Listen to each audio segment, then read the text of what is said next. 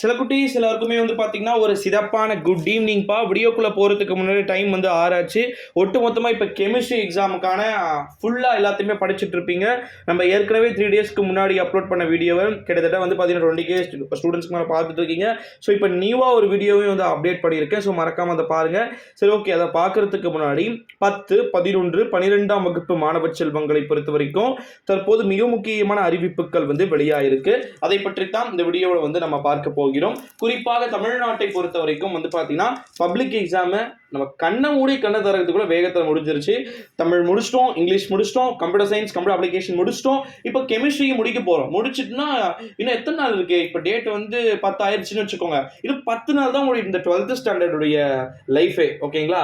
So அதனால இது முடிச்சிட்ட உடனே வந்து 12th ஸ்டாண்டர்ட்ஸ்லாம் வாய்ப்பே கிடையாது. முடிச்ச உடனே டெய்லி நம்ம சேனலில் வந்து பார்த்தீங்கன்னா பேப்பர் கரெக்ஷன், பேப்பர் வேல்யூவேஷன், ஒரு நாளைக்கு எவ்வளோ பேப்பர் டிக் பண்ணுறாங்க அப்படின்ற எல்லா டீட்டெயில்ஸுமே வந்து சொல்லுவேன். ஆன்சர் கீயை நம்ம சப்ஸ்கிரைபர் ஒருத்தர் இப்போதான் ஒரு 3 ஹவர்ஸ்க்கு முன்னாடி தான் வந்து கமெண்ட் பண்ணியிருந்தாரு. 11th-க்கும் 12th-க்கும் ஒருத்தர் ஒரு மாதிரி கமெண்ட் பண்ணிட்டு இருக்கீங்க. ஒரு சில கொஸ்டின்ஸ் வந்து அவுட் ஆஃப் சிலபஸ் வந்து கேட்டிருக்காங்க ப்ரோ அப்படின்னு சொல்லிட்டு அவர் ஏதோ நம்பர் கூட மென்ஷன் பண்ணியிருந்தாரு. ஸோ அந்த கமெண்ட்டை நான் பார்த்துட்டு அவர்கிட்ட ஃபுல் டீட்டெயில்ஸ் கேட்டு கண்டிப்பாக நான் நெக்ஸ்ட் வீடியோவில் வந்து நான் சொல்கிறேன். அதில் வந்து பார்த்தீங்கன்னா 10, 11, 12ஆம் வகுப்பு மாணவ செல்வங்களில் முதல்ல 12ஆம் வகுப்பு மாணவர்களுக்கு தான் எக்ஸாம் வந்து சீக்கிரமாக முடியுது. காரணம் என்ன அப்படின்னு வந்து பார்த்தீங்கன்னா அவங்க தான் இருக்கிறதுல வந்து ரொம்ப சீனியர் ஸ்டூடெண்ட்ஸாக வந்து பார்த்தீங்கன்னா இருக்கிறாங்க. அது மட்டும் இல்லாமல் அடுத்தடுத்து வரப்போகின்ற தேர்வுகள் வந்து 12ஆம் வகுப்பு மாணவ செல்வங்களுக்கு ரொம்பவே ஒரு பெனிஃபிட் அடையக்கூடிய ஒரு எக்ஸாம்ஸாக வந்து இருக்கிறதுனால பேப்பர் கரெக்ஷனை எளிமையான முறையில் காலையில் 10 பேப்பர், சாயந்தரம் 10 பேப்பர், இதுதான் புக்லெட் கொடுப்பாங்க. எப்படின்னா இப்போ நீங்கள் 30 பேஜ் எழுதுறீங்கன்னு வச்சுக்கோங்க. அதில் ஒரு 22 பேஜ் எழுதி சென்டர் மார்க் எடுத்தவனும் இருக்கிறான். 30 பேஜ் ஃபுல்லாக எழுதி எக்ஸ்ட்ரா அடிஷ்னல் ஷீட்லாம் வாங்கி எழுதி ஃபெயில் ஆன ஸ்டூடெண்ட்டும் வந்து இருக்கிறாங்க. ஸோ அதனால வந்து தமிழில் ஒரு ரெஃபரன்ஸ்க்கு சொல்லிக்கிறேன். தமிழில் 25 to 27 மார்க் எடுத்தே ஆகணும் 90க்கு. இங்கிலீஷ்க்கும் இதே மார்க் தான், மேக்ஸுக்கும் இதே மார்க் தான். Chemistry, physics, computer science, biology, botany இதுக்கெல்லாம் 15லிருந்து 17 மார்க் நீங்கள் எடுத்தீங்கனாலே பாஸ். இது ஏன் நான் சொல்லிக்கிறேன்னா இதுக்கப்புறம் நடக்க போகிற எக்ஸாமாவது உருப்படியாக எழுதணும். இதுக்கு முன்னாடி நடந்ததை நம்ம தள்ளி விட்டுறலாம். அது பாஸோ ஃபெயிலோ டஃப்போ ஈஸியோ.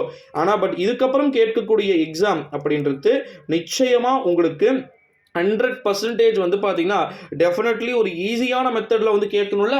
அதுக்காக தான் நான் இந்த இவ்வளோ விஷயத்தையுமே வந்து சொல்லிட்டு இருக்கேன்.